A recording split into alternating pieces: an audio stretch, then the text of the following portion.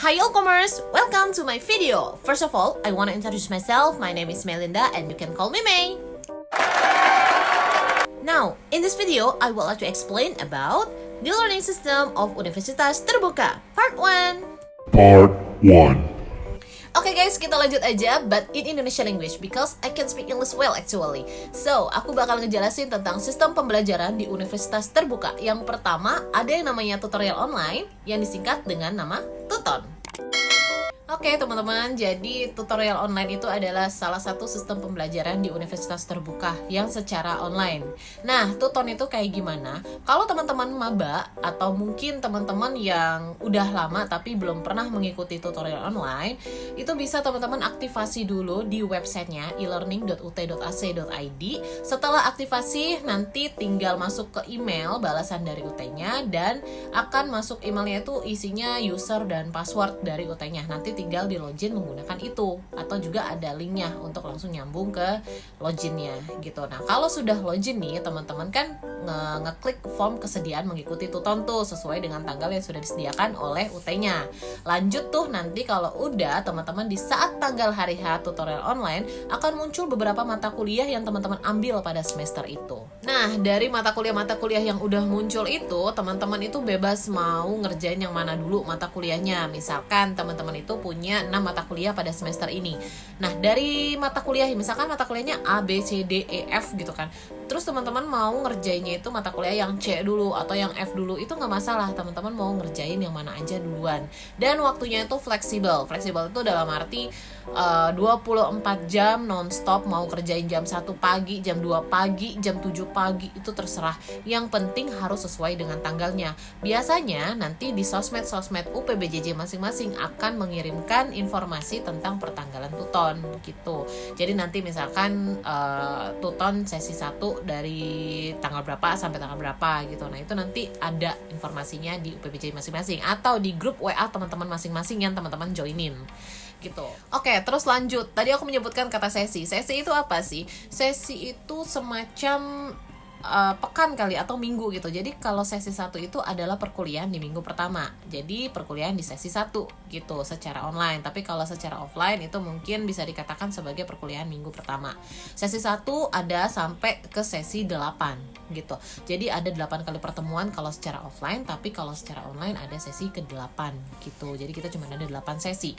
Jadi kalau teman-teman ngeklik mata kuliah C nih misalkan, nanti di situ ada bagian-bagiannya, ada pendahuluan, ada sesi 1, sesi 2 sampai dengan sesi ke-8 gitu. Nanti untuk pendahuluan itu biasanya adalah perkenalan teman-teman masing-masing kepada tutornya ataupun tutornya kepada kita gitu sebagai mahasiswa secara online. Nah, kalau untuk sesi 1, sesi 2, sesi 3 itu sesuai dengan tanggalnya ya. Jadi bisa dibuka sesuai dengan tanggalnya aja. Isinya ada apa aja sih di sesi itu? Nah, kalau teman-teman ngeklik sesi 1 nih, kita mulai dari sesi 1. Abis pendahuluan tuh kan bikin perkenalan gitu kan kita kepada tutor, dan kita membaca juga perkenalan tutor kepada kita. Terus kita klik sesi 1-nya. Dari sesi 1 itu nanti akan muncul bagian-bagian yang lain gitu. Seperti ada daftar kehadiran atau kita sebut sebagai absen gitu. Jadi ada daftar kehadiran, nanti ada materi-materi tambahan dari tutor, baik itu berupa PDF, berupa PowerPoint, berupa video YouTube atau video dari tutornya sendiri gitu. Nanti baru di bawahnya itu ada diskusi dan ada juga tugas untuk sesi-sesi tertentu gitu. Nah, untuk diskusi ini ibarat kalau kita offline, kita dijelaskan sama tutor, terus kita disuruh berdiskusi dengan teman-teman satu kelas gitu loh. Nah, tapi kalau ini tuh secara online kan, jadi diskusinya juga secara online. Kayak gimana sih diskusi secara online? Diskusi online itu maksudnya gini, kita masuk ke websitenya kita di e-learning, terus kita klik diskusi nih. Untuk sesi 1 otomatis namanya diskusi 1 ya. Kita klik nih diskusi 1. Nanti di situ akan muncul soal dari tutornya atau dari UT-nya itu. Nanti di bawahnya itu akan kita jawab gitu. Nanti ada reply, kita jawab. Jadi kalau misalkan kita bayangkan mudahnya itu kita kayak sedang mengomentari postingan teman-teman atau status teman-teman kita dari sosial media. Misalkan kalau dari Instagram nih ya, muncul foto terus kita komentarin gitu. Nah, kita komentarin itu adalah jawaban kita untuk soal yang udah dikasih di web itu, di web e-learning itu gitu. Jadi kita kayak komen-komenan sama teman-teman kita di sosial media. Nah, itu gampangnya ya kalau misalkan mau dibayangkan. Terus nanti juga bisa teman-teman yang lain atau kita bisa mereply lagi jawaban kita yang tadi gitu. Begitu juga dengan tutornya, bisa juga nge-reply jawaban kita ataupun jawaban teman-teman kita. Jadi kalau misalkan tutornya udah baca nih jawaban kita dari soal itu, nanti tutornya bisa mengomentari, sekalian juga dia menilai gitu. Jadi nanti kelihatan nilainya kita di situ, terus bawahnya itu komentar tutornya. Itu kalau tutornya mau mengomentari atau memberikan arahan, misalkan memberikan arahan untuk memperbaiki, atau mungkin untuk melengkapi, atau mungkin memang kita salah dan kita disuruh revisi. Itu bisa, itu namanya diskusi. Jadi bener-bener kalau suasana di kelas itu kita kayak sedang berdiskusi banget gitu sesama teman gitu. Jadi teman-teman kita bisa ngelihat jawaban kita juga bisa ngelihat jawaban teman-teman. Tapi untuk nilai yang tadi aku bilang itu cuman kita sama tutor yang bisa lihat gitu. Jadi untuk jawaban doang yang bisa dilihat, biar teman-teman yang lain bisa mengomentari atau menjawab jawaban dari kita, atau sebaliknya kita yang mengomentari mereka gitu. Begitu juga dengan tutornya. Itu kalau diskusi. Adanya di sesi 1 sampai sesi ke-8 tuh semuanya ada diskusi. Nah, jadi untuk diskusi itu akan muncul di setiap minggunya, karena setiap sesi itu ada diskusi gitu. Jadi sesi 1 di minggu 1 itu pasti ada diskusi 1 sampai dengan di sesi ke-8, di sesi akhir gitu. Jadi selama 8 minggu itu akan muncul diskusi. Tapi untuk penyelesaiannya itu tidak hanya 1 minggu. Jadi walaupun nih minggu pertama atau sesi 1 muncul diskusi 1, minggu kedua, sesi kedua itu muncul diskusi 2, bukan berarti itu selesai mengerjakan sesi 1. Sesi 1 bisa dikerjakan sampai dengan minggu kedua, karena penyelesaian untuk tuton itu adalah 2 minggu gitu. Jadi penyelesaian semua tugas itu, semua mata kuliah harus diselesaikan dalam waktu 2 minggu. Jamnya bebas mau ngerjain jam berapa aja. Jadi misalkan mata kuliah A sampai F tadi kalian mau menyelesaikannya dalam waktu 3 hari, boleh. Mau jam berapapun boleh. Tapi yang jelas kalau misalkan teman-teman ngerasa kayak malas atau mungkin sibuk, itu dikerjakannya hanya untuk 2 minggu saja ya. Tuh, enak kan ngerjainnya 6 mata kuliah dalam waktu 2 minggu gitu. Jadi semua mata kuliah itu dari daftar kehadiran sampai ada yang namanya kuis di dalam setiap sesi itu dikerjakannya sampai dengan batas 2 minggu gitu. Nanti sesuaiin aja sama tanggal yang tadi aku sebut, ada di sosmed UPBJJ masing-masing. Kalau untuk jam terserah, teman-teman mau ngerjain jam 1 pagi tadi kayak kata aku, boleh, terserah itu. Yang penting tanggalnya harus sesuai. Penyelesaian seluruh mata kuliah setiap sesinya adalah 2 minggu gitu. Nah, jadi kalau misalkan teman-teman nih sesi 1 dari mata kuliah A sampai F tadi mau dikerjakan di minggu kedua, itu boleh ya. Itu boleh karena memang tanggalnya masih ada. Hanya jadinya ketumpuk sama diskusi 2 yang muncul pada saat minggu kedua atau di sesi kedua itu gitu. Jadi apa ya? Jadi kayak terbiasa numpuk jadinya nantinya gitu. Nah, cuman kalau misalkan nih teman-teman terbiasa, aku biasa kok sesi 1 dikerjakan di minggu kedua. Walaupun sebenarnya nggak masalah, tapi nanti di sesi keduanya 6 mata kuliah ini kan ada diskusi 2 nih. Nanti jadinya kayak keteteran gitu loh. Jadi kayak nggak bisa memanage lagi waktu untuk ngerjain harus kayak gimana. Nanti ujung-ujungnya mepet waktu, terus jaringan bermasalah, atau mungkin malah jadi lupa kalau sebenarnya belum mengerjakan gitu. Ya udah, jadi akhirnya keteterannya di minggu ketiga nih. Nah, minggu ganjil kecuali minggu 1, minggu ketiga, minggu kelima, minggu ketujuh itu double loh kita tugasnya. Double-nya kenapa? Karena ada diskusi, tapi ada tugas juga. Tugas 1, tugas 2, dan tugas 3. Bedanya apa sama diskusi? Bedanya diskusi sama tugas itu ya, kalau tugas benar-benar tugas gitu. Jadi ibarat kalau kita offline nih ya, kalau kita kuliah offline, diskusi itu kan sama kayak kita ngumpul sama teman-teman, terus kita dengerin tutor kita ngomong atau dosen kita ngomong, terus kita disuruh diskusi gitu ya kan.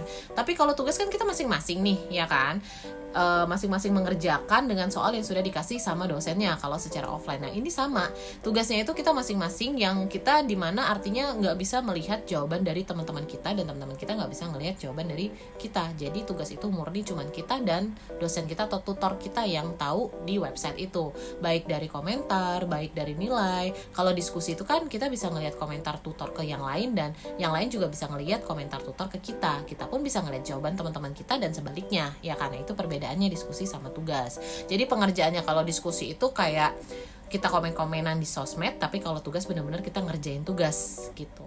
Jadi nanti di minggu ketiga, 5, dan 7, minggu ganjil kecuali minggu pertama, itu teman-teman di bawah diskusi itu ada yang namanya tugas gitu. Nanti kalau misalkan teman-teman klik tugasnya, itu akan muncul soal, atau mungkin ada downloadan untuk soal.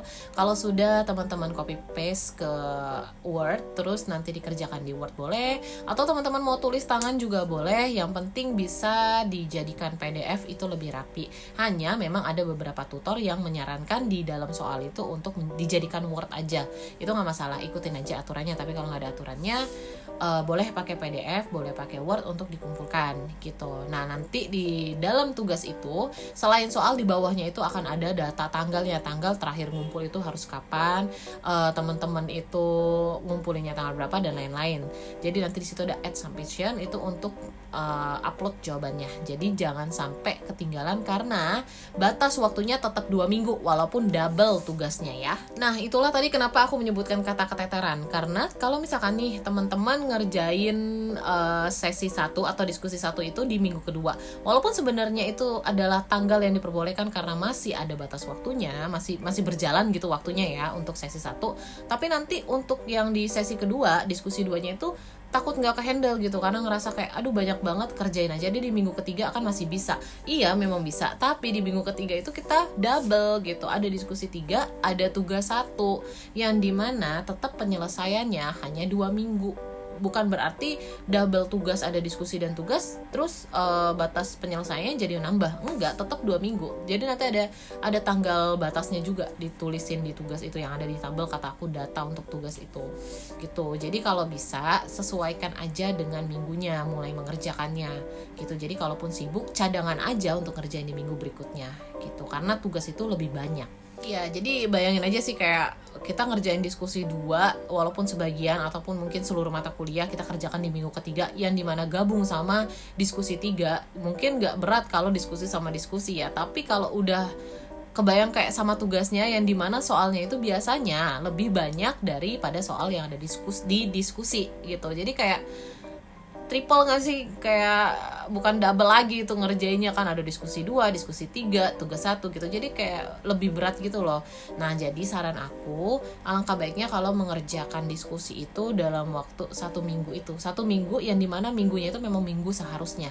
Jadi untuk tugas itu bisa dibagi. Jadi misalkan kalau pribadi aku nih ya, aku ngerjain diskusi itu selalu di dalam minggu yang sama dengan sesuai seharusnya sesi itu muncul gitu. Tapi untuk tugas aku bagi 2 baru. Sesi 3 itu kan ada tugas 1, dimana tugas 1 itu aku bagi 2. Jadi bagi 2-nya itu tuh kayak gini, aku tugas 1 itu kan munculnya di sesi ketiga atau di minggu ketiga ya. Aku ngerjain, misalkan aku ada 6 mata kuliah, 3 mata kuliah itu aku kerjain di minggu ketiga atau sesi ketiga sesuai dengan minggunya sesi itu keluar. Nah, 3 mata kuliahnya lagi aku kerjakan di minggu kedepannya, gabung sama diskusi 4 gitu, karena memang kan batas penyelesaian kan boleh dong 2 minggu. Jadi aku bagi itu kalau tugas, karena tugas itu biasanya soalnya lebih banyak, jadi aku takutnya malah nggak handle gitu loh tugasnya, jadi kayak berantakan gitu nanti ngaturnya gitu. Jadi aku bagi-bagi aja gitu, mana yang bisa aku kerjakan duluan di minggu ketiga, ya udah aku gabung sama diskusi 3. Nanti untuk tugas sisanya aku gabungkan di diskusi 4. Toh juga sesi 4 itu hanya ada diskusi kan gitu. Jadi sesi 1 sampai 8 itu diskusinya semua ada, tapi untuk tugas hanya di 3, 5, dan 7. Jadi jangan sampai keteteran, harus benar-benar pintar memanage waktu ya teman-teman. Sama halnya dengan sesi 5 dan sesi 7, karena kan tugas itu hanya muncul di 3, 5, sama 7 nih. Nah, sesi 3 itu tugasnya aku bagi 2 sama minggu keempat atau sesi 4. Nanti yang sesi 5 aku gabung dengan minggu ke-6, dan sesi 7 aku gabung dengan minggu ke-8. Jadi aku tuh sibuknya itu di sesi ketiga sampai ke sesi 8 itu, karena jatuhnya kalau disimpulkan dari sesi 3 sampai sesi 8 itu aku ada diskusi dan tugas. Nah, tugasnya itu ya karena aku bagi 2 dengan sesi yang seharusnya tugas itu muncul. Tapi kalau untuk diskusi aku kerjakan dalam waktu minggu yang seharusnya aja. Jadi kayak 1 minggu aja lah kalau diskusinya. Kalau tugas aku bisa bagi 2 gitu. Jadi benar-benar kita harus bisa memanage waktu. Cuman kalau misalkan teman-teman ada cara untuk memanage waktunya beda dari aku, itu juga gak masalah. Yang penting jangan sampai gak ngerjain tugasnya, karena kontribusi nilainya lumayan gitu. Jadi ya kalau tuton itu emang agak lebih sibuk. Tapi kalau teman-teman ada sistem memanage waktu sendiri, yang beda dari aku itu boleh ya. Mungkin teman-teman bisa sharing ke teman-teman grupnya yang lain, itu boleh. Jadi nggak harus ngikutin cara aku, tapi aku tadi cuman untuk sharing aja gitu. Itu kalau untuk Tuton. Oke, lanjut untuk kontribusi nilai nih. Kalau Tuton itu kontribusi nilainya untuk UAS itu adalah 30%.